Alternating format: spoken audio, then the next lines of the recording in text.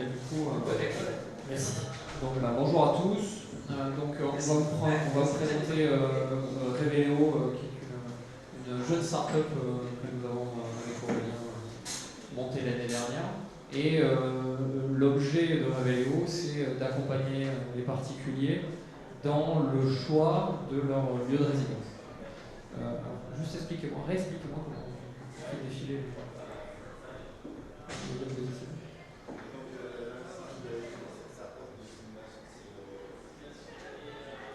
Ok.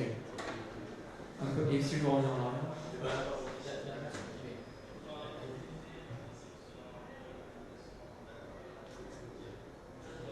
Et là, vous avez défilé vers l'avant.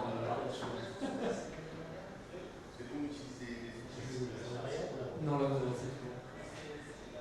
Ouais, vous avancez. C'est juste l'autre flèche, c'est avant et arrière.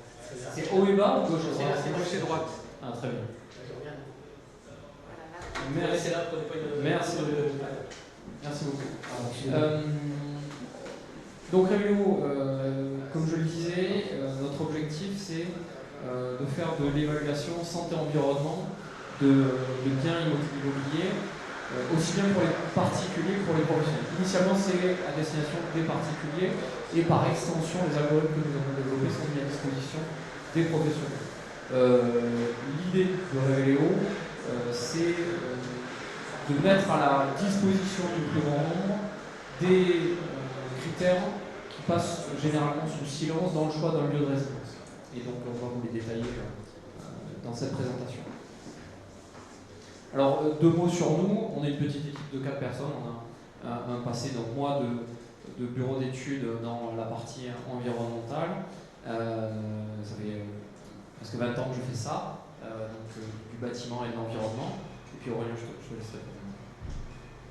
Puis moi, ça fait aussi une vingtaine d'années que je suis dans le monde du travail déjà. Donc dans la partie performance environnementale des bâtiments aussi et les enjeux de santé publique.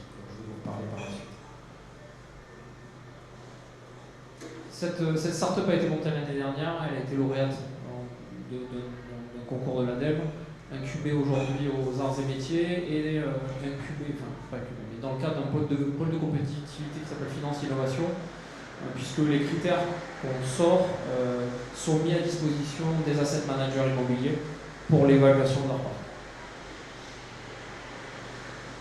C'est la dimension plus professionnelle de la compagnie. Comme je vous le disais, voilà, j'allais vous reparler de santé. Pourquoi est-ce qu'on a monté Reveleo au tout départ et pourquoi on souhaite le faire perdurer? Parce que la santé environnementale, donc l'impact littéralement de l'environnement sur notre état de santé, est un paramètre fondamental de notre qualité de vie. Alors, ce qu'on dit souvent, c'est que la génétique, le système de soins, ça compte pour 20-30% de notre état de santé, et tout le reste est déterminé par nos conditions socio-économiques et par l'environnement. C'est un impact extrêmement fort, encore une fois, sur notre cadre de vie. Que ce soit l'environnement qu'on a autour de nous, on en parlait juste avant, donc la qualité de l'air qui est essentielle, mais aussi, on peut l'entendre ici, un petit peu le bruit, la vision que j'ai à travers la fenêtre sur les espaces verts, etc.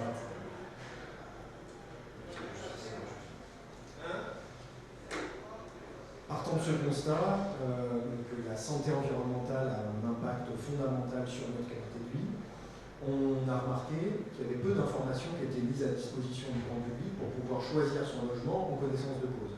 On a donc développé la solution d'application dont parlait Pierre Reveleo, qui est à disposition de chacune et chacun, qui sera téléchargeable dans sa version finalisée là, dans les jours qui viennent, Android, Apple, etc. Donc là, qui donne une information simple, utilisable directement, un petit peu à l'image de ce que vous avez pu voir sur vos paquets de gâteaux préférés avec le Nutri-Score, ou via l'application Luca par exemple, pour ceux qui sont et celles qui sont un peu plus connectés. Comme le disait Pierre, une fois qu'on a lancé ça, on a eu aussi des demandes de la part de professionnels qui nous ont dit très bien, vous accompagnez les particuliers, mais nous, moi je suis gestionnaire de parc, moi je suis maire d'une commune, qu'est-ce que je fais? Qu'est-ce que je peux faire avec les données que vous avez développées avec les algorithmes que vous avez développés? Donc là, on a développé un service vraiment d'accompagnement collectif, sur mesure, et en fonction des territoires, en fonction des parcs, des bâtiments, logements, bureaux, usines, etc. On développe avec nos commanditaires une grille d'analyse spécifique On va ensuite chercher les données, on développe les algorithmes avec eux et on leur propose donc des évaluations vraiment sur mesure. Je reviens maintenant que je vous ai présenté globalement le panel de nos services. Moi, je vais m'appliquer à détailler un petit peu l'application, comment elle fonctionne. Première étape assez simple, on télécharge. Là, je pense que tout le monde sait faire ça maintenant. Deuxième étape, j'ai choisi un logement qui m'intéresse. Je rentre son adresse et j'ai l'évaluation du territoire, donc de la commune dans laquelle est implanté ce logement et de son quartier. Et ça, c'est instantané, il suffit de rentrer l'adresse, puisqu'on se fonde donc sur des données assez pointues, mais qui sont des données dites open data. Hein. Vous avez vu la lame de fond de l'open data qui est extrêmement forte, sur laquelle on s'appuie, qui nous permettent d'avoir des données pour toute la France, toutes les adresses de France, et là, pour une bonne partie de l'Europe, une fois qu'on a fait ça, on se rend évidemment dans le logement pour le visiter. Et là, l'évaluation continue. Donc là, on a à disposition un petit questionnaire qui s'intègre totalement à la visite avec l'agent immobilier ou le propriétaire, qui dure une vingtaine de minutes, et qui nous permet in fine d'avoir une note globale du logement. Vous voyez avec une lettre, hein, c'est très simple à lire, et une évaluation ensuite un peu plus détaillée donc sur les différents critères qu'on analyse. Parce que bien sûr, si on avait juste la lettre, voilà, A, B, C, D, E, bon, en termes d'action, ça serait un petit peu limité. Donc on a développé une interface qui permet aussi d'avoir une évaluation plus détaillée sur l'ensemble des thématiques concrètes. Le cadre de vie avec la qualité de l'air, le bruit, les espaces naturels, etc. Je vous en parlais tout à l'heure. L'accès à la mobilité durable. Est-ce qu'il y a des transports en commun? Est-ce qu'il y a des pistes cyclables? Est-ce qu'il y a des services? L'accès aux services essentiels et l'accès à ce qu'on a appelé les services durables et citoyens qu'on voulait mettre en avant. Donc, est-ce qu'il y a des services de réparation? Est-ce qu'il y a des AMAP pour acheter local, bio, notre alimentation, etc. Et au niveau du logement, évidemment, on regarde tous les grands paramètres, des rapports pointus qui sont sortis sur le sujet qu'on a intégré, sur le niveau des prestations, tout ce qui peut influer le confort, la santé, et bien sûr l'impact environnemental avec le diagnostic de performance énergétique, etc. Je te laisse la parole sur la partie professionnelle. Oui, alors comme on le disait, l'application est plutôt à destination des particuliers, donc on a une version en mode consulting à destination des professionnels, comme disait Aurélien. On peut construire des indicateurs avec ces professionnels-là. Notre force, en fait, c'est cette connaissance des bases de données disponibles à l'échelon français, mais aussi à l'échelon européen, parce que c'est quand même pas une sinécure, et c'est un monde qui est en mouvement, hein, véritablement. Il y a énormément de data qui est disponible chaque jour. Ça va des données de consommation jusqu'aux photos thermographiques aériennes. Donc on a cette expertise-là, et de ça, on va extraire, on va affiner les choses pour traduire ces données brutes en quelque chose d'exploitable. Et c'est tout l'enjeu pour les professionnels, finalement, soit sur une collectivité, soit qui ont un parc étalé sur toute l'Europe, par exemple, d'aller chercher l'information, les informations qui les intéressent, et d'arriver finalement à donner une notation qui soit pertinente sur un parc. Là, c'est quelques exemples, effectivement, d'analyse sur une commune. Alors ça, c'est déjà des notes consolidées, agglomérées. Donc, par exemple, le cadre de vie dans lequel on va retrouver effectivement l'artificialisation, la qualité de l'air, l'acoustique, et puis la présence de services. Évidemment, en fonction du lieu où on est, la complexité va être différente entre une petite bourgade de province ou une grande ville. La force de Revelio, c'est qu'aujourd'hui, on est capable de traiter absolument l'entièreté du territoire. Là où on manque de données, généralement, par exemple sur la qualité de l'air, l'Île-de-France est assez bien desservie. Là où on va manquer de données, notre expertise sur la data va nous permettre de combler les trous de la raquette, de se substituer à un manque de data. Pareil sur l'acoustique. Sur l'acoustique, vous ne trouverez pas d'informations acoustiques pour un bled, pardon l'expression, qui serait perdu dans la campagne. Et donc il faut reconstituer à partir des données et d'un peu d'intelligence des cartes de bruit sur tout le territoire. Quelques partenariats où on travaille. On avait fait des expérimentations initialement avec des promoteurs, des prospecteurs fonciers. Aujourd'hui, en termes de professionnels, c'est plutôt les asset managers qui sont demandeurs de notre data pour leur reporting ESG et les collectivités territoriales dans le cadre de l'évaluation de leur politique publique.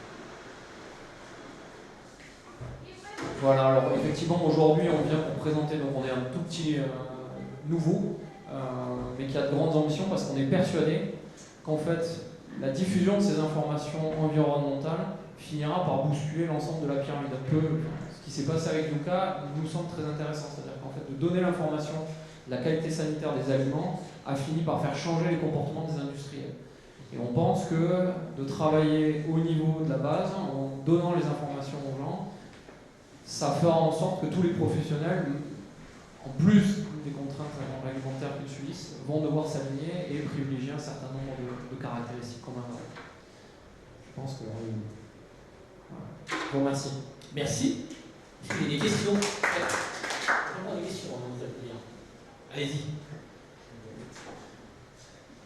Bonjour. Moi j'ai une question. Est-ce que donc, ça prend en compte, je ne sais pas si c'est en open data justement, c'est la cartographie des risques majeurs, inondations, feux de forêt, carto qu'on retrouve normalement dans les préfectures, sur les sites des préfectures en tout cas?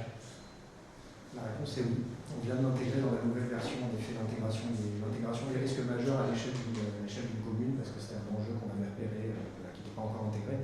Donc l'application vit aussi au gré de tous les retours qu'on obtient. C'est un peu le fait d'être agile, dans une start-up, on peut ajouter ce qu'on veut en fait, à partir du moment où on maîtrise la connaissance scientifique de la chose. Moi j'ai juste une question, parce que justement, j'habite dans un mail, comme vous dites, du côté de Dijon, et quand j'ai téléchargé votre application, j'ai une note sur la qualité de l'air qui finalement, je suis à 6, alors j'ai l'impression que je suis au milieu de la campagne.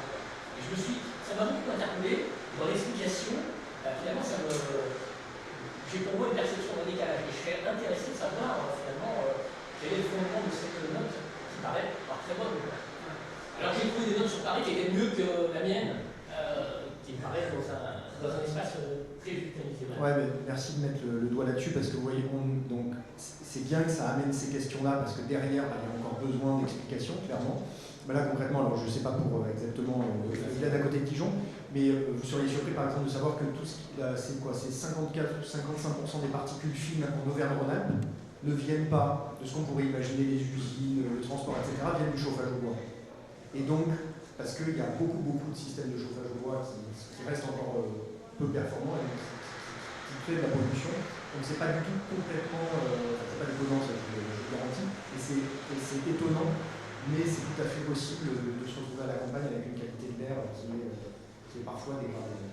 En tous les cas, je pense que c'est super intéressant, et on a envie de jouer avec, mais par contre, voilà, ça provoque ça suscite plein de questions. Donc, je pense que c'est un très pédagogique. Ouais, je pense que c'est C'est bon? C'est bon, vous avez une petite question? Minute. Pour avant de commencer d'avoir la note, il va falloir vous donner, je pense que c'est important quand même, ce qui est un B pour vous, peut-être pas le B pour moi. C'est bien parce que vous nous faites justement la roadmap du développement de l'appli. Pour l'instant, c'est la même note pour tout le monde parce qu'on voulait voir déjà si ça intéressait globalement, est-ce que les gens étaient en capacité de se saisir de ça. Et là, clairement, le fait d'avoir une note adaptable, c'est complètement dans les tuyaux. Mais voilà, il y a une question qui se pose, est-ce qu'on l'adapte juste en fonction de chaque personne? Est-ce qu'on l'adapte en fonction d'un profil? J'ai des enfants, j'ai pas d'enfants, parce que derrière, il y a des informations que celui ou celle qui va l'utiliser n'a pas forcément. Et nous, on va avoir en disant, tiens, pour les enfants, c'est ça qui est le plus important, ça va avoir plus d'impact sur la santé. Juste avant de partir, je vais faire juste un appel au peuple, parce que la version bêta vient de sortir. Il y a encore des bugs qu'on est en train de corriger, mais en gros, on cherche aujourd'hui, pour les mois à venir, des testeurs, donc des gens qui sont dans l'immobilier ou des particuliers aussi, on est hyper intéressés par ça, mais des agents, des experts immobiliers, des promoteurs qui seraient intéressés pour tester et poser des questions avec nous pour avancer sur le sujet. Voilà. Donc si vous avez des vérités, on est à votre écoute. Merci. Le message est passé, merci. Merci beaucoup. Faut les applaudir.